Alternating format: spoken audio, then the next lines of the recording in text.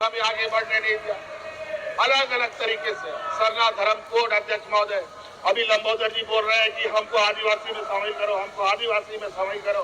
यहाँ तो आदिवासियों का हालत खराब है कि हम लोगों का तो कोई आज धर्म कोड नहीं मिला, हम कहा जाए, ये हमारी स्थिति बड़ी है। वो और मसले पर घुसने जा रहे हैं। कहा जाइएगा आदिवासी बन के, कहा जाइएगा?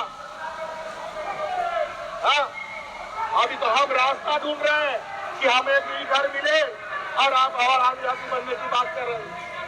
तो स्थिति ये है, आज ये विषय इनके पास नहीं, डेमोग्राफी इनका बिगड़ता इनको दिखता है, हिंदू मुस्लिम दिखता है, आदिवासी गैर आदिवासी दिखता है। अभी इनका विरोध का तरीका देख रहे थे अध्यक्ष महोदय, ये लोग बालू बेच रहे थे बाहर में, फोटो आया है बड़ा बड़ा, इनको छपा हुआ इन लोगों सोशल मीडिया। ये व्यापारी यही करेंगे अध्यक्ष महोदय, पूरा देश घर के अंदर